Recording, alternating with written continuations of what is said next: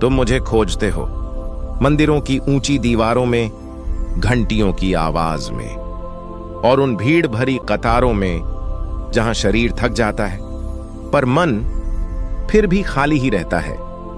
तुम बार बार मुझसे पूछते हो, हे माधव, जब मैं सबसे ज्यादा टूट रहा था, जब मेरी आंखों में आंसू थे, तब तुम कहां थे? नमस्कार हिंदू भाइयों और बहनों, इस वीडियो को अंत तक जरूर देखिए और चैनल को सब्सक्राइब कर लीजिए, क्योंकि आगे श्री कृष्ण आपको एक गहरा उत्तर देने वाले हैं। सुनो मित्र, मैं कहीं गया ही नहीं था, मैं तो हर पल तुम्हारे पास था।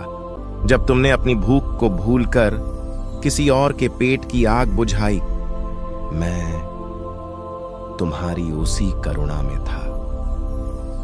जब दुनिया ने तुम्हें ठुकरा दिया और तुम अकेले रह गए, फिर भी तुमने गलत रास्ता नहीं चुना।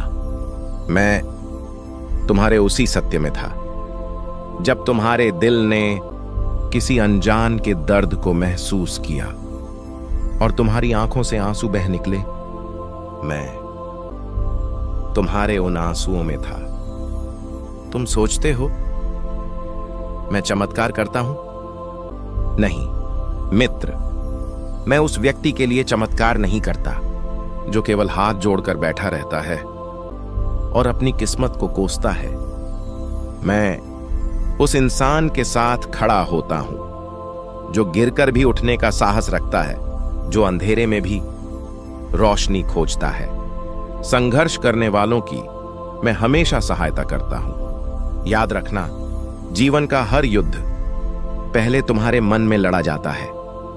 अगर तुम अपने मन को जीत गए तो दुनिया की कोई भी ताकत तुम्हें हरा नहीं सकती। जब तुम्हें लगता है कि सब कुछ खत्म हो गया है और अब आगे कोई रास्ता नहीं है, तो समझ लेना, वहीं से तुम्हारी असली यात्रा शुरू होती है। तुम्हारा हर दर्द, तुम्हारी हर असफलता, तुम्हारी हर परीक्षा, ये सब तुम्हें तोड़ने के लिए नहीं, बल्कि तुम्हें मजबूत बनाने के लिए हैं। मैं तुम्हारी मदद कब करता हूं? जब तुम खुद अपनी मदद करने के लिए खड़े होते हो, जब तुम हार मानने के बजाय एक कदम और आगे बढ़ाते हो, जब तुम दूसरों को दोष देना छोड़कर अपने कर्मों की जिम्मेदारी लेते हो, तब मैं तुम्हारे हर कदम के साथ चलता हूं। डर मत उस भीड़ से जो अधर्म के रास्ते पर चल रही है, क्योंकि सत्य हमेशा अकेला होता है, पर वही सबसे शक्तिशाली होता है। अगर तुम्हारे भीतर धर्म, साहस और धैर्य है, तो मैं स्वयं तुम्हारा सारथी बन जाता हूं। दुनिया क्या कहेगी, यह सोचकर मत जियो। दुनिया तो तब भी कुछ कहेगी जब तुम चुप रहोगे, और तब भी कहेगी जब तुम बोलोगे। इसलिए वही करो जो तुम्हारी आत्मा को सही लगे। बस खुद से एक सवाल पूछो, क्या मेरा यह कर्म भगवान को अर्पित करने योग्य है? अगर जवाब हां है, तो फिर किसी और की राय मायने नहीं रखती। मैं न मंदिरों में कैद हूं, न मैं केवल मूर्तियों में बसता हूं। मैं तो तुम्हारे हर उस भाव में हूं जहां प्रेम है, जहां सच्चाई है, जहां निस्वार्थता है। जब तुम बिना स्वार्थ के किसी की मदद करते हो, वहीं मैं हूं। जब तुम किसी को माफ करते हो जिसने तुम्हें दुख दिया, वहीं मैं हूं। जब तुम खुद से लड़ते हो और अपनी कमजोरियों को हराते हो, वहीं मैं हूं। इसीलिए अपने कर्म करते रहो, फल की चिंता मुझे सौंप दो, क्योंकि तुम्हारा काम केवल प्रयास करना है, परिणाम देना मेरा काम है।